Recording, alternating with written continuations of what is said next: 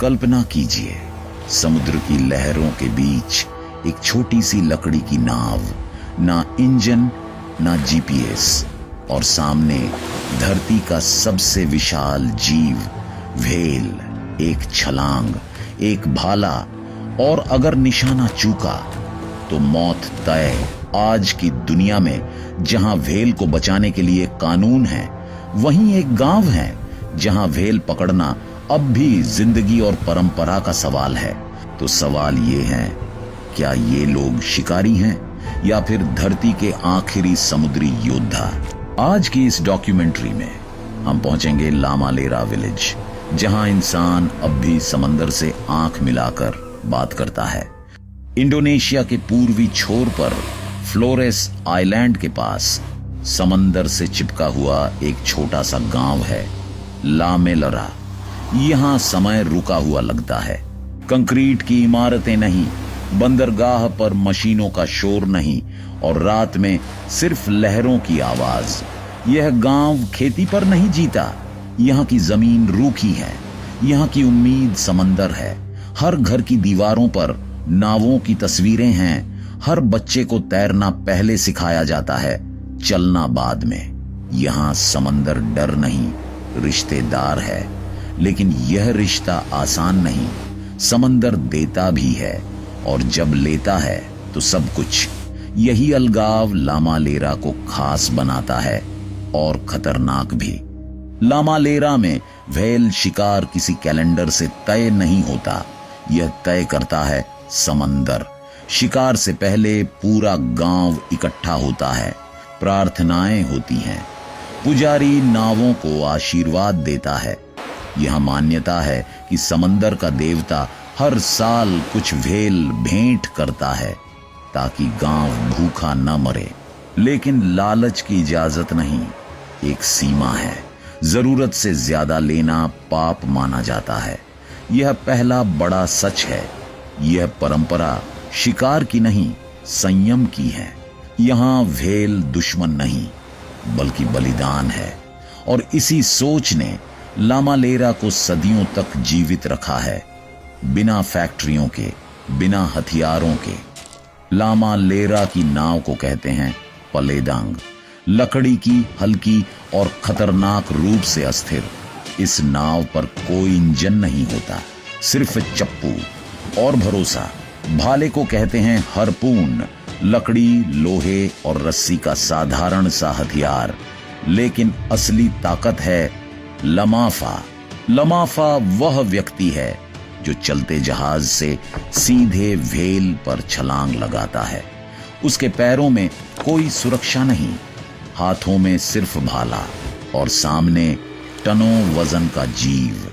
यह कोई स्टंट नहीं, यह पीढ़ियों की ट्रेनिंग है। और फिर भी हर छलांग आखिरी हो सकती है।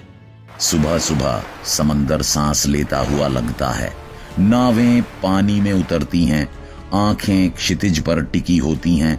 फिर अचानक पानी उछलता है, व्हेल, नाव तेज होती है, चप्पू हवा चीरते हैं, लमाफा आगे बढ़ता है। उस पल कोई आवाज नहीं, सिर्फ दिल की धड़कन। छलांग, भाला धंसता है। लेकिन यह जीत नहीं है, यह शुरुआत है। व्हेल भागती है, रस्सी तनती है, नाव खींचने लगती है। अब मौत नाव के नीचे है, और ऊपर भी। यहीं से असली संघर्ष शुरू होता है। भाला लगते ही व्हेल मरती नहीं, वह भागती है। रस्सी नाव से बंधी होती है, और अब वही रस्सी जीवन और मौत के बीच की डोर बन जाती है। व्हेल पानी के भीतर गोता लगाती है, और नाव को ऐसे खींचती है जैसे वह खिलौना हो। कभी नाव पानी से उछलती है, कभी आधी डूब जाती है। अगर रस्सी पैरों में फंस जाए तो इंसान सीधे समंदर के नीचे खिंच जाता है। यहाँ चीखने का समय नहीं होता, फैसले सेकंडों में लेने पड़ते हैं। कई बार नाव को बचाने के लिए भाला काट दिया जाता है और व्हेल छोड़ दी जाती है, क्योंकि लामालेरा में परंपरा कहती है एक जान बचाना एक शिकार से ज्यादा कीमती है। यही वो सच है जो बाहर की दुनिया नहीं देखती। जब व्हेल अंततः शांत हो जाती हैं, तो समंदर की सतह पर एक अजीब सन्नाटा छा जाता है। नावें उसे खींचकर किनारे लाती हैं। पूरा गांव इंतजार कर रहा होता है और यहाँ कोई जश्न नहीं होता। यह पल सम्मान का होता है। व्हेल का एक एक हिस्सा नियमों के अनुसार बांटा जाता है। जिसने भाला फेंका उसे अलग हिस्सा, जिसने चप्पू चलाया उसे अलग। बूढ़े, विधवा और बच्चे, सबका हक तय है। यहाँ कोई पैसा नहीं चलता, कोई सौदेबाजी नहीं। भूख को बराबरी से बांटा जाता है। मांस सुखाया जाता है, तेल निकाला जाता है, हड्डियां औजार बनती हैं। लामालेरा में व्हेल किसी एक की नहीं होती, वह पूरे गांव की जिम्मेदारी होती है। आज की आधुनिक दुनिया लामालेरा को एक सवाल की तरह देखती है। व्हेल मारना अपराध है, यह क्रूरता है। यह परंपरा अब खत्म होनी चाहिए। समुद्र से हजारों किलोमीटर दूर बैठे लोग फैसले सुनाते हैं, बिना यहां आए, बिना यहां जिए। लेकिन लामालेरा का सच अलग है। यहां न तो फैक्ट्रियां हैं, न फ्रीजर ट्रक, न अंतरराष्ट्रीय बाजार।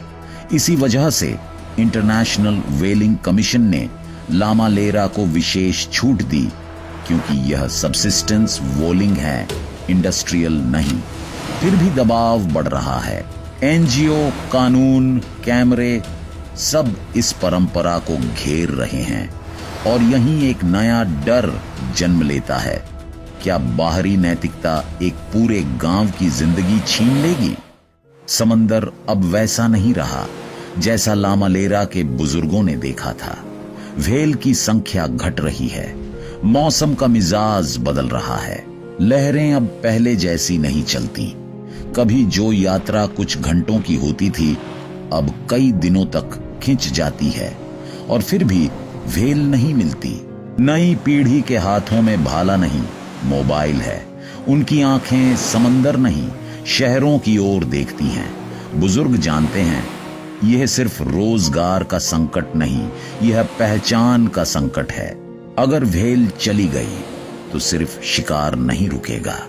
एक पूरी भाषा, एक पूरी संस्कृति और इंसान समंदर का रिश्ता हमेशा के लिए टूट जाएगा। यही सबसे डरावना सच है कि लामालेरा मर नहीं रहा, वह धीरे धीरे भुलाया जा रहा है। लामालेरा हमें यह नहीं सिखाता कि व्हेल कैसे मारी जाती है। यह सिखाता है कि प्रकृति के साथ कैसे जिया जाए। यहां साहस का मतलब जीतना नहीं, बल्कि सीमा जानना है। यहां परंपरा अतीत नहीं, जिंदगी का सहारा है। शायद एक दिन ये नावें समंदर में ना उतरें, शायद लमाफा की छलांग सिर्फ कहानियों में रह जाए। लेकिन सवाल तब भी रहेगा जब आखिरी व्हेल शिकारी रुकेगा। क्या हमने सच में प्रकृति को बचाया होगा, या उसके साथ जीने का एक और तरीका खो दिया होगा? यह कहानी यहीं खत्म नहीं होती, यह सवाल बनकर हम सबके साथ चलती है। अगर ये कहानी आपको सोचने पर मजबूर करे, अगर आपको लगा कि साहस का मतलब बदल गया है, तो इस वीडियो को लाइक कीजिए, शेयर कीजिए और ऐसी ही असली डॉक्यूमेंट्री कहानियों के लिए सब्सक्राइब जरूर कीजिए। मिलते हैं अगले वीडियो में। धन्यवाद।